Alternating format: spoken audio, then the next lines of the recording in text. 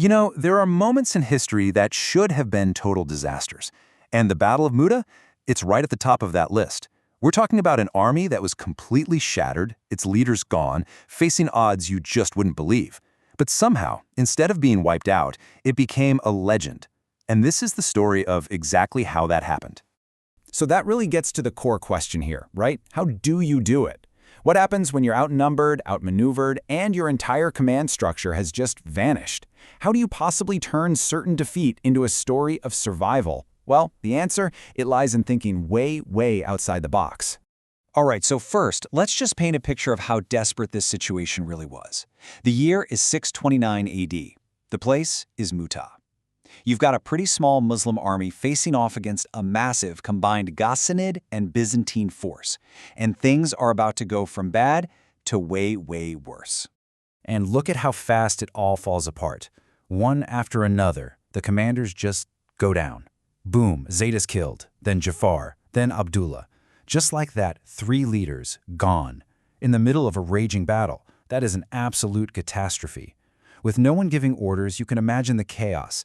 Panic starts to set in, soldiers begin to break formation and scatter.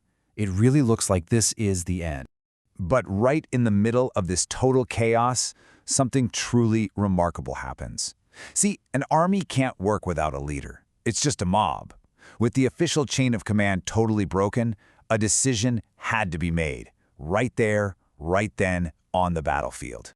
So amidst all the fighting and confusion, a soldier named Thabit ibn Arqam spots this incredible figure, Khalid ibn Walid, just fighting like a force of nature. And it clicks for Thabit. He realizes that what the army needs more than anything else is someone to rally around, a commander everyone can trust.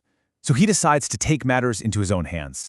Thabit literally grabs the army's standard, its flag, marches it right over to Khalid and nominates him on the spot. He shouts that Khalid is the man who can lead them and gets the other soldiers around him to agree. And just like that, in the middle of a losing fight, a new commander is chosen, Khalid ibn al-Walid. And what Khalid does next? Wow. This isn't just about giving a pep talk to rally the troops. Oh no. He's about to completely rewrite the playbook with a strategy that is so daring, it borders on absolute insanity.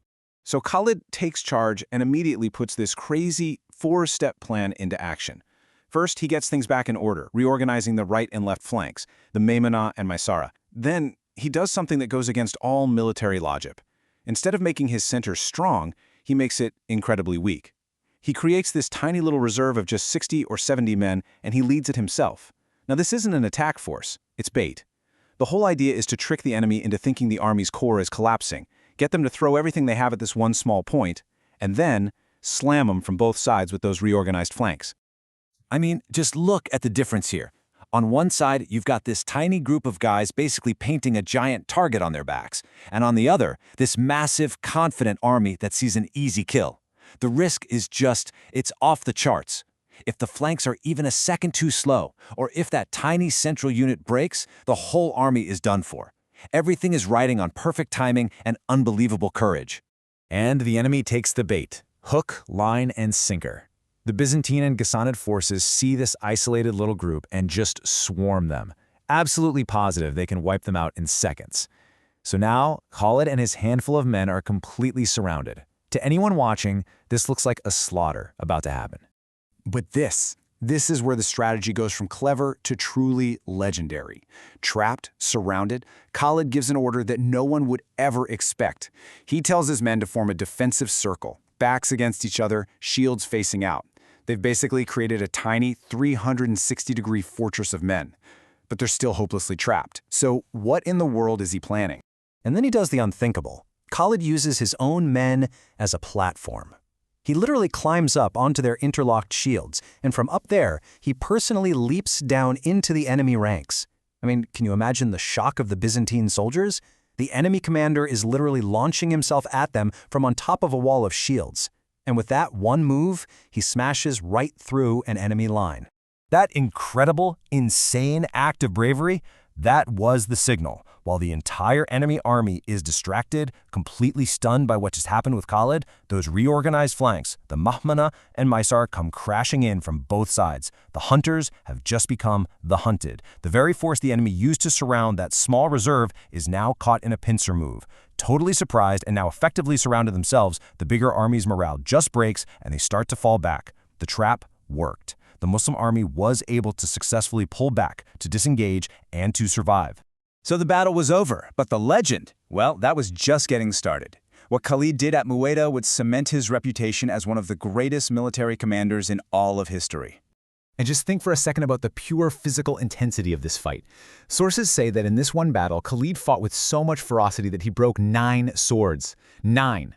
He had to start fighting with a spear, and at some points even just a piece of wood. The weapons literally could not keep up with him. And that ferocity, that genius, it earned him a title that would stick with him for the rest of his life. Sayfullah. In Arabic, it means the sword of Allah.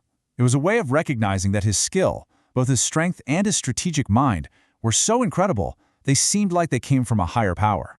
The man himself was the weapon, more powerful than any blade of steel. So this all brings us to a final thought. We just saw a man who broke 9 swords with his raw strength, yet he saved his entire army with a plan that came from his mind. Which really makes you wonder, what is a warrior's greatest weapon? Is it the steel that they hold in their hand, or is it the intellect that guides it? After the story of Muta, I think the answer is pretty clear.